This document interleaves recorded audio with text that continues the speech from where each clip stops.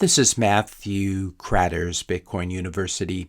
Today I want to talk about monarchy, oligarchy, democracy, and the implications for Bitcoin. In classical political theory, of course, you have these three main forms of government. You have monarchy, ruled by one person or the monos. You have oligarchy, which is ruled by a few people or some people, the oligoi or the oligarchy. And then you have democracy, which is ruled by the people or by the demos. Now, good things about monarchy. In certain religious traditions, this form of government mirrors the nature of reality. In other words, a king rules his country like God rules all of creation. This is where you get ideas surrounding the divine right of kings and things like this. The basic argument is this, that if the cosmos itself is a monarchy, you might as well have monarchs on earth. And I would say, at least in my experience, probably 90% of men are monarchists at heart and love to see cool pictures like this. We'll just go through some kings and monarchs from all these different cultures. More good things about monarchy.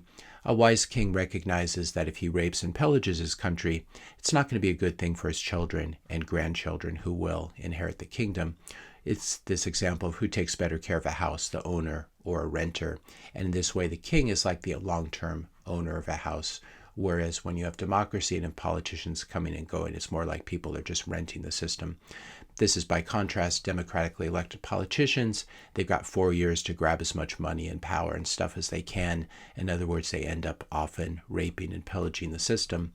Whereas a smart king exhibits low time preference behavior, a willingness to delay instant gratification, and make sacrifices in the present in exchange for a better future. And if he does things right, that better future will be the future for his son and grandson and grandchildren who will be ruling in the future.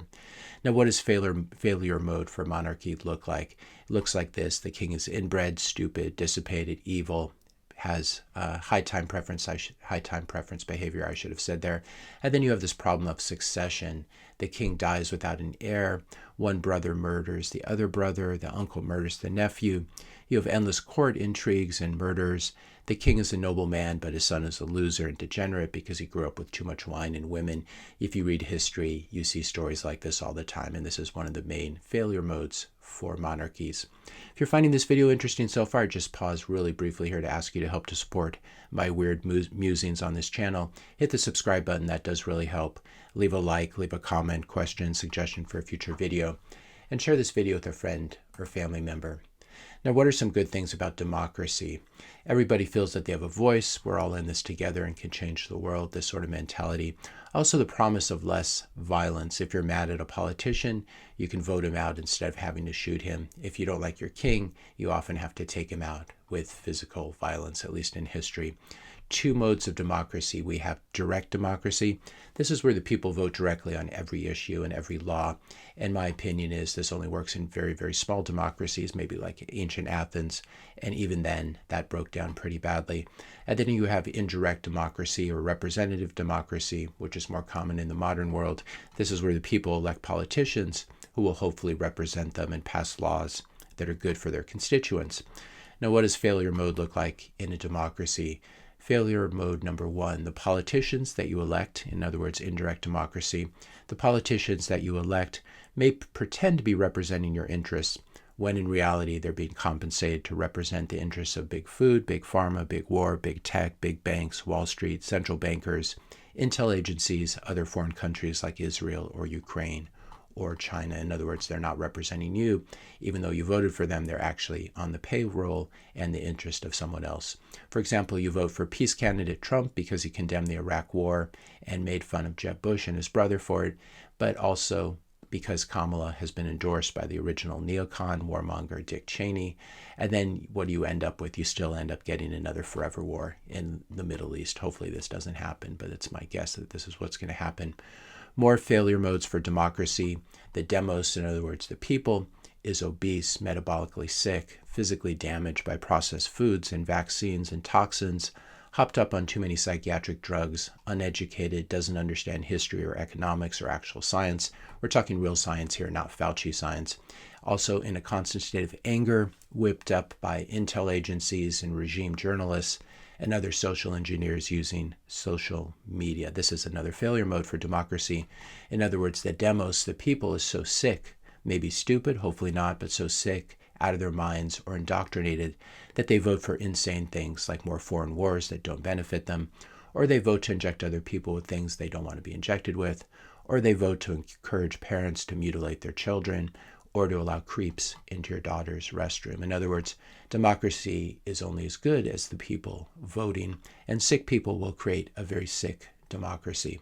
And I'm using that in the old version of sick, not the new version where sick means cool, but as in sick, as in illness. More failure modes. Politicians display high time preference behavior in a democracy.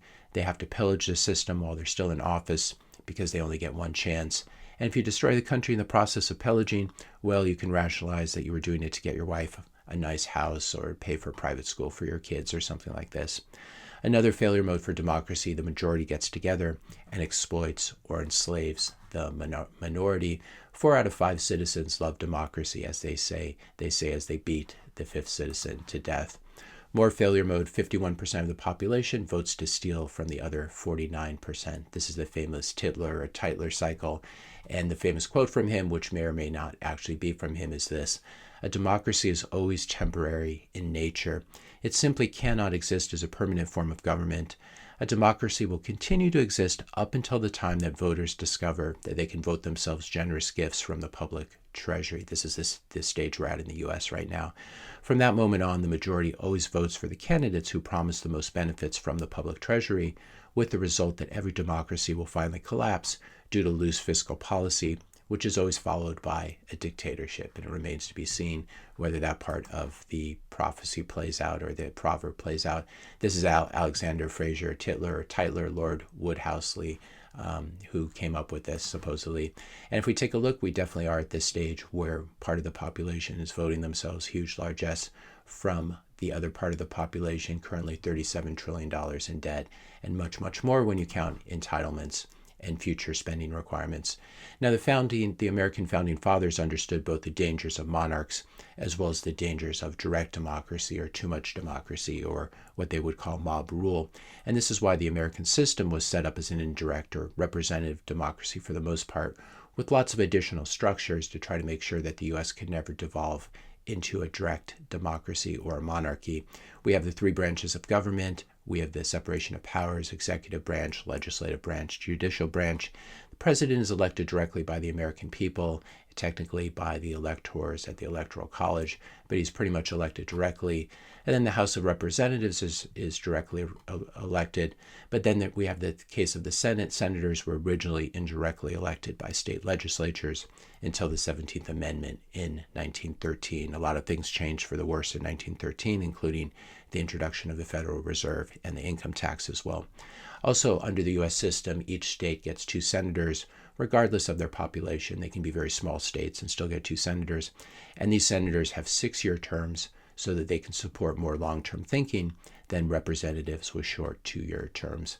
Then we also have, under the American system, we have states' rights in the 10th Amendment, which goes like this: the powers not delegated to the United States by the Constitution, nor prohibited by it to the states, are reserved to the states respectively or to the people.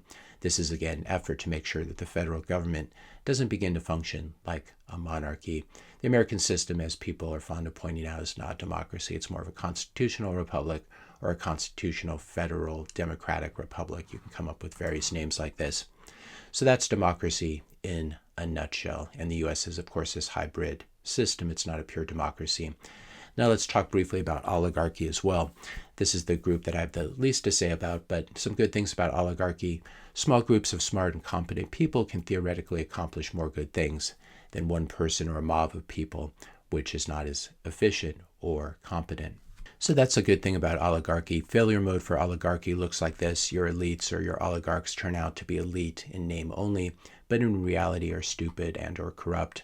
And then oligarchs end up lining their own nests, but care nothing for the long-term health of the nation. So it has this problem that you can get some raping and pillaging, unlike in a monarchy, which probably will always have lower time preference behavior. And then we have Bitcoin. Is Bitcoin a monarchy or an oligarchy or democracy? It's this weird new system, this new form of governance. It's a system of rules without rulers, and you have distributed governance and consensus among various groups that they themselves may overlap. So you have Bitcoin hodlers, people who invest in Bitcoin and hold it or hodl it. You have Bitcoin node runners, and most Bitcoin hodlers are smart enough to run nodes. You have Bitcoin miners or hashers, the actual mining rigs and the people who run them. And then you have the pooled mining, Bitcoin mining pools. You have Bitcoin node software devs like Bitcoin Core and Bitcoin Knots, which we've spent a lot of time exploring over the past month or so. You have Bitcoin exchanges where you can exchange fiat for Bitcoin. These are very important. If an exchange doesn't list your coin, there's no way to trade it for fiat using that exchange, obviously. You have Bitcoin app developers. You have Bitcoin hardware wallet makers. These are all the constituencies or the constituents in this distributed governance. I may be forgetting a few. And then you have it all wrapped up in proof of work, under proof of work, the consensus mechanism, which is always much better than proof of stake, because proof of stake always devolves into rule by the rich. The more coins you have, the more power you have to make blocks and exert your influence on the protocol as well. Now, the Bitcoin system is extremely difficult or probably impossible to game. It's probably impossible for a small group of insiders to control Bitcoin, unlike in other cryptocurrencies where insiders control everything, including the pre-mine and the foundation in the case of Ethereum and XRP and Cardano and coins like this that all end up being proof of stake as well, or mostly proof of stake. Now, some people think of the Bitcoin consensus as being something like a Mexican standoff, like these pictures where you have people basically pointing these weapons at each other and no one can do anything because if anyone shoots, something bad happens to them. But I don't think Bitcoin's a pure Mexican standoff, since node runners seem to have the real power in Bitcoin. At least that's my reading of Bitcoin history. And if Bitcoin node software devs behave badly, for example, node runners can dump their software and move to different node software, as has been happening right now with the exodus from Bitcoin Core to Bitcoin Knots as people fight against Bitcoin Core and their allowances for spam.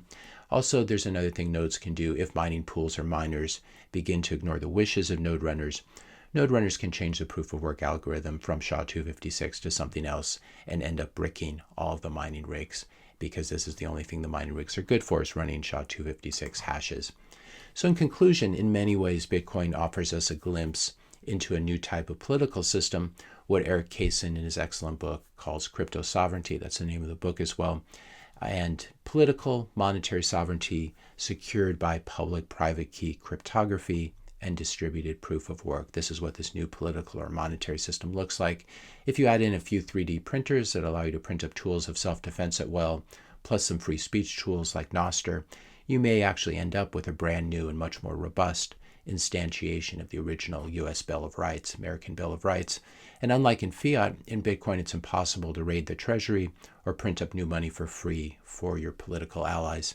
Bitcoin is not a monarchy, like, for example, Jerome Powell running the Fed, or an oligarchy like the FOMC running the Fed. And also, there are no monarchs in Bitcoin. For example, if Michael Saylor or Larry Fink tries to become the king of Bitcoin, they will obviously end up failing. Bitcoin is also not a democracy. You're not subject to the tyranny of the majority. If the majority wants to run software that increases the max supply of 21 million, you cannot be forced as a node runner by them to run their software. That dilutes your holdings. Running 10,000 nodes doesn't give you additional power over the network. Running 10,000 mining rigs doesn't give you the power to change the rules of the game. And then if you violate the rules of the game, you will have burnt as a miner or hasher. You will have burned a lot of electricity and gotten nothing in return. One way that Bitcoin is like a monarchy, every Bitcoiner is a little king, a sovereign over his own financial realm that doesn't have to depend on bankers or politicians. What remains to be seen, though, are the political structures that emerge from the Bitcoin revolution. Will it be, as in some people's fantasies, maybe in my own fantasy, will it be an oligarchy of strong, grass-fed, beef-eating, gun-toting, sovereign individuals who rebuild society on a foundation of truth and virtue? Or will it be something that's impossible to imagine at this point in time? Only time will tell. If you enjoyed this video, be sure to hit the subscribe and like buttons. Hit the notification bell if you want to be notified when I publish my next video. And let me know your questions and comments in the comment section below. Thanks a lot for watching, and I'll see you in the next video.